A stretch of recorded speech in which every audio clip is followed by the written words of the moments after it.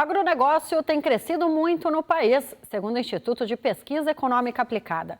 O IPEA informou que a balança comercial apresentou um superávit de 43 bilhões e 700 milhões de dólares no período de janeiro a abril deste ano.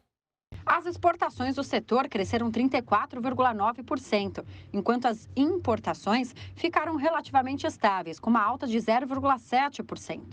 As importações brasileiras do setor totalizaram 1 bilhão e 300 milhões de dólares no mês, uma alta de 11,7%. Sobre as importações, o IPEA destacou uma entrada de 72,4% maior de adubos e fertilizantes em abril. No acumulado do ano, o aumento da importação desses insumos foi de 6,4%. Um levantamento do Instituto Brasileiro de Economia da Fundação Getúlio Vargas apontou que a agropecuária foi o único segmento que apresentou um crescimento robusto de produtividade do trabalho no período entre 95 e 2021. Nos últimos 26 anos, o crescimento médio da produtividade por hora trabalhada atingiu um patamar de 5,6%. Ao mesmo tempo que há uma melhoria, ainda existe uma dificuldade no Brasil, já que 70% do emprego está no setor de serviços e na indústria. A Câmara dos Deputados aprovou a medida provisória que libera recursos para a distribuição de alimentos a comunidades quilombolas. A Câmara dos Deputados aprovou a medida provisória que abre crédito extraordinário de 167,2 milhões de reais para o Ministério da Cidadania distribuir cestas de alimentos à população quilombola. A medida que segue para o Senado atende uma decisão de fevereiro do Supremo Tribunal Federal, determinando a adoção de um plano nacional de enfrentamento à pandemia. Essa medida provisória assegura um crédito para cestas básicas para comunidades quilombolas. Não porque o governo valorize os quilombolas, mas porque houve uma ação, uma DPF, que foi vitoriosa no Supremo, e o governo foi obrigado a dar subsídios ou dar condições de dignidade aos quilombolas. A medida provisória agora será enviada ao Senado. Depois da flexibilização dos cuidados e das festas liberadas, a quarta onda de Covid ameaça novamente o país.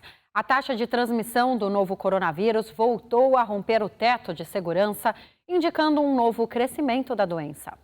A taxa de testes positivos para a Covid passou de 8% do mês passado para 23,6% neste mês. Entre a faixa etária dos 50 a 59 anos, o índice está ainda mais alto, de 31%. Apesar da vacinação em massa impedir que o aumento das mortes atinja a proporção das primeiras ondas da pandemia, nesta semana um novo alerta acendeu.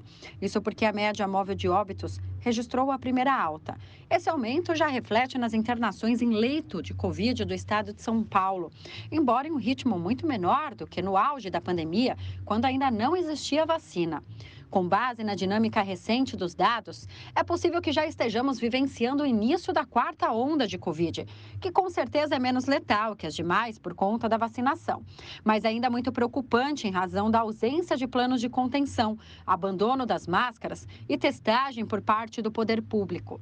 Os dados foram divulgados pelo Instituto Todos pela Saúde, que analisou 221.643 testes moleculares realizados entre 1º de fevereiro e 14 de maio por laboratórios privados parceiros.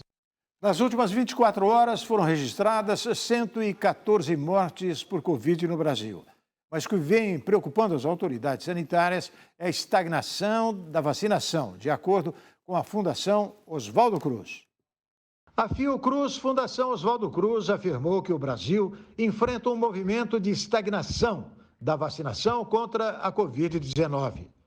Segundo o Boletim Observatório Covid-19, são preocupantes a desaceleração da curva de cobertura de terceira dose e a menor adesão da população adulta às doses de reforço.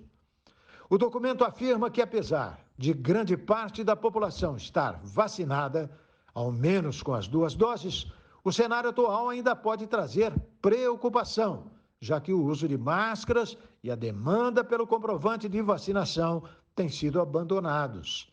De acordo com a Fiocruz, a vacina teve papel essencial em impedir casos graves e fatais da doença.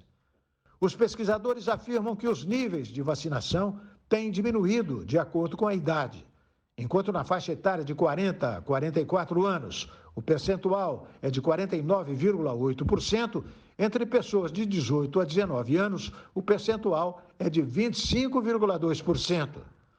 Para a Fiocruz, o maior desafio tem sido a vacinação de crianças de 5 a 11 anos, que ainda não chegou nem a 30%, mesmo tendo iniciado há 5 meses. Além disso, a Fundação cita ainda a expectativa para que a Organização Mundial da Saúde rebaixe o status de pandemia para endemia, mas que o contexto atual da doença no mundo ainda requer atenção. E após o intervalo, frio muda a paisagem nesta sexta-feira no sul do país. Temperaturas sobem na próxima semana. E casamento comunitário em Belo Horizonte oficializa união de 50 casais. O RB Notícias volta já.